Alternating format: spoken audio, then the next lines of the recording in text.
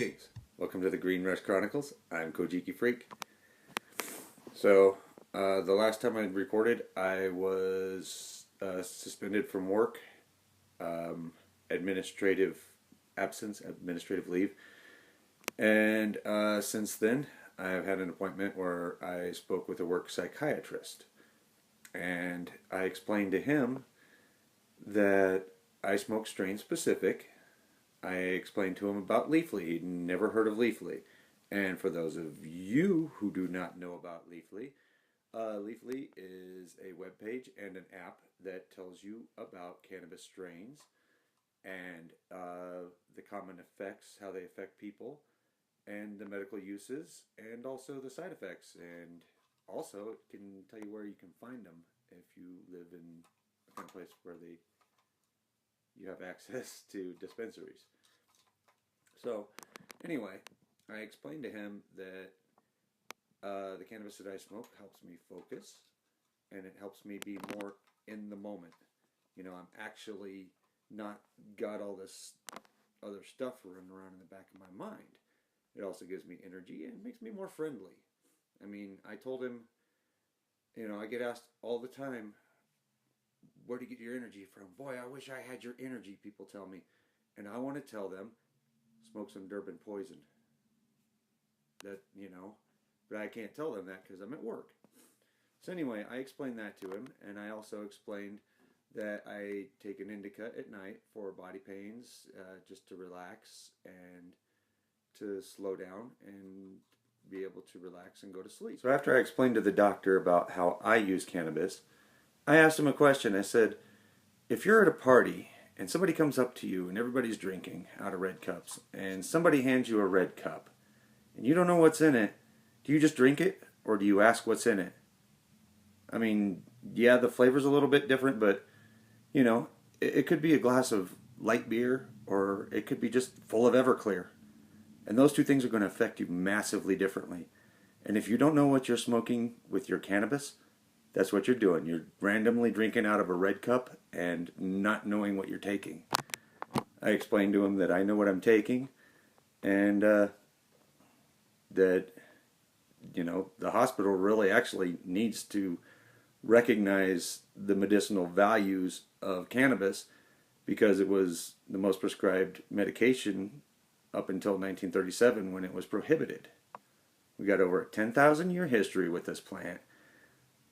And we're fighting 80 years of lies and propaganda.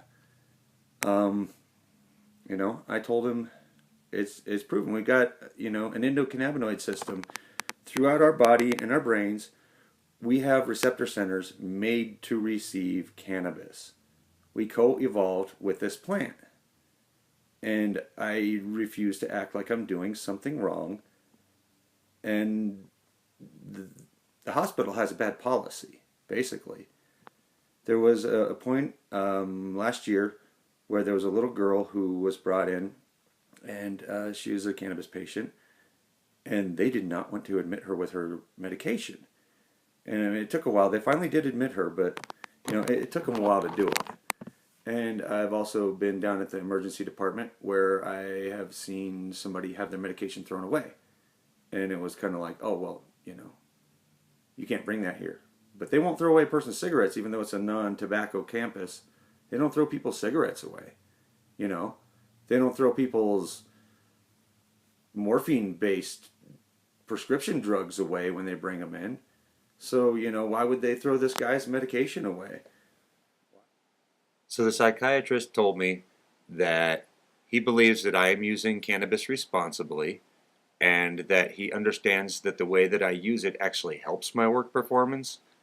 But his job is not to point out to his superiors that their policy is bad, but to make a recommendation on how I can keep my job.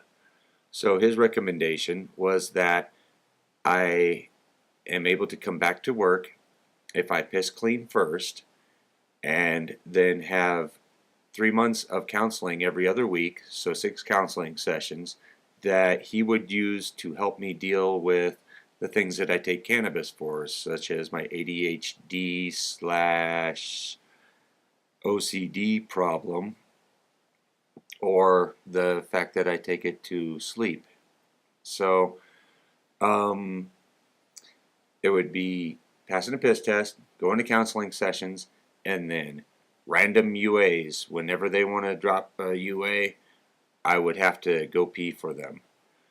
And, I could go get some pee, sure, and pass the first test, but then I would have to go and have pee sure on me all the time in case they dropped a random UA.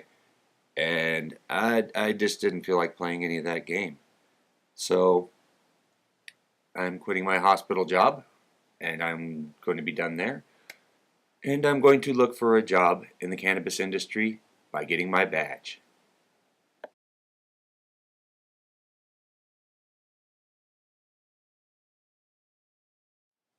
You need a logo. It's how people identify you, whether you're a business, sports team, or a superhero running around with a blank spot on your chest. You need a logo. Fortunately for you, you can hire a professional designer at Sweatshop. Check out our products at sweatshop.com or contact us at sweatshop@gmail.com.